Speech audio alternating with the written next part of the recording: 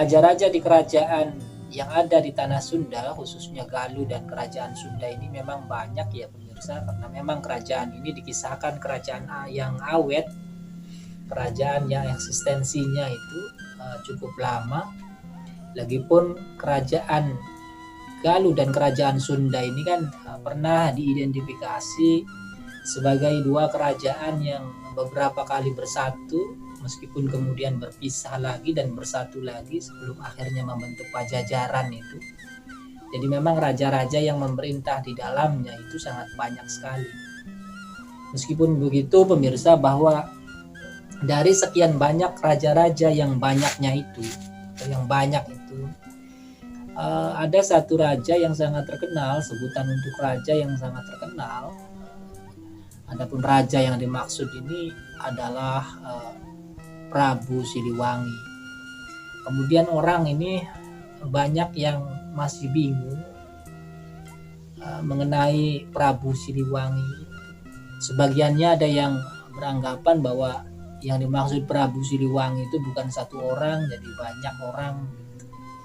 Sementara sebagiannya lagi ada yang menyatakan bahwa ya Prabu Siliwangi itu cuma satu orang kan. Sehingga ya dari pendapat-pendapat tersebut itu kemudian menimbulkan kebingungan bagi orang-orang, khususnya ya orang-orang luar Jawa Barat yang memahami sejarah Jawa Barat atau sejarah Sunda. Nah, sebetulnya siapa sih Prabu Siliwangi itu kan begitu.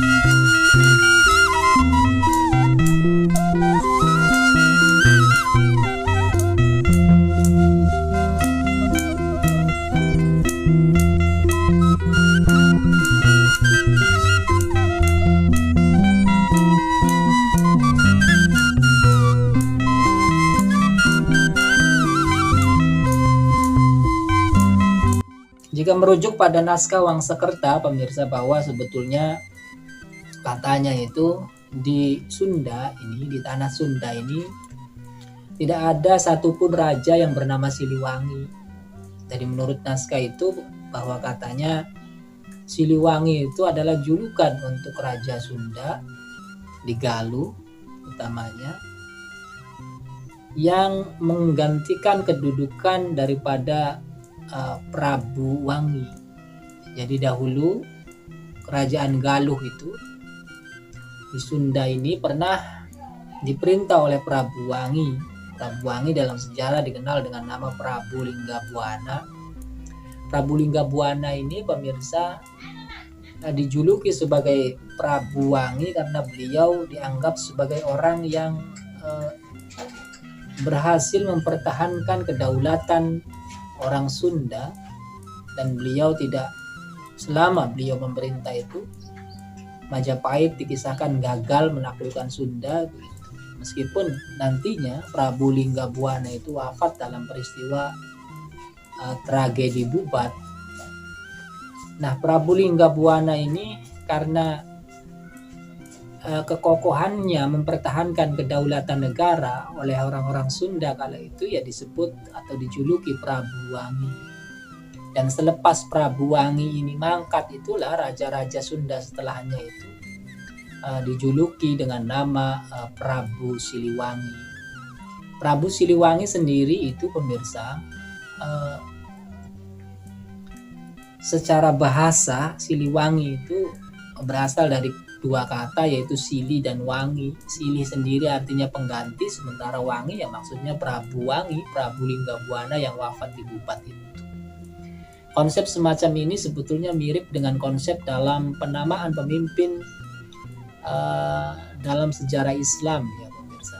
Sebagaimana kita pahami bahwa Rasulullah Nabi Muhammad itu setelah wafat itu kan digantikan oleh beberapa sahabatnya kan yang menjadi pemimpin atau Amirul Mukminin di kalangan umat Islam itu. Dan mereka itu kan dijuluki atau digelari sebagai Khalifatur Rasul. Maksudnya itu adalah pengganti Rasul Muhammad itu. Jadi konsep ini mirip dengan konsep yang ada di Sunda ini. Jadi orang Sunda menamai pemimpin mereka, menjuluki pemimpin mereka dengan Siliwangi. Maksudnya ya pengganti Raja Wangi, sementara orang Arab khususnya dalam sejarah Islam menamai pemimpin mereka itu dengan Khalifatul Rasul, pengganti Rasul Nabi Muhammad itu. Tapi dalam sejarah Islam nantinya istilah Rasulnya itu kan dibuang ya. Mereka pengganti atau pemimpin-pemimpin Islam itu nantinya dikenal oleh dunia itu dengan sebutan khalifah saja kan gitu. Jadi memang konsepnya sama. Selanjutnya pemirsa, bila kita berdasarkan atau membaca Purwaka Carubanagari atau Carita Purwaka Carubanagari, kita juga memahami bahwa orang Cirebon itu sebetulnya pemirsa ya mengidentifikasi Prabu Siliwangi itu hanya sebagai raja yang memerintah di Pajajaran, dan kemudian beliau juga Siliwangi itu dianggap sebagai bapaknya Pangeran Cakrabuana. Jadi hanya bapaknya Pangeran Cakrabuana atau kakeknya Sunan Gunung Jati saja yang dianggap Siliwangi. Jadi raja-raja sebelum dan sesudahnya itu bukan dinyatakan demikian. Dan dalam naskah itu juga dijelaskan bahwa yang dimaksud Prabu Siliwangi itu adalah tokoh yang di masa mudanya itu bernama Raden Pamanarasa. Jadi itulah yang dimaksud dengan Prabu Siliwangi itu. Dan dalam sejarahnya Prabu Siliwangi, jika kita merujuk pada sejarah ini kan adalah raja dari kerajaan Pajajaran pertama. Artinya raja dari gabungan kerajaan Sunda dan Galuh fase akhir lah begitu, sebelum keruntuhannya begitu. Jadi ya makanya orang Cirebon itu mengenal Prabu Siliwangi itu sebagai ayahnya Pangeran Cakrabuana atau Pangeran Walang Sungsang. Raja-raja setelahnya apakah itu Prabu Surawisesa, Ratu Sakti, Nilakendra dan lain sebagainya itu tidak dianggap Siliwangi oleh orang Cirebon.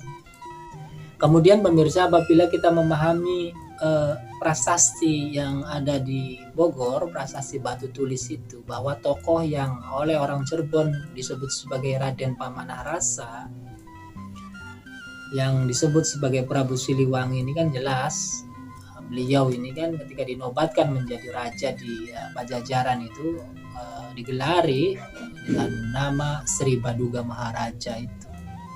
Jadi memang orang Cirebon identik menyebut atau mengidentifikasi Prabu Siliwangi itu ya hanya Sri Baduga Maharaja saja.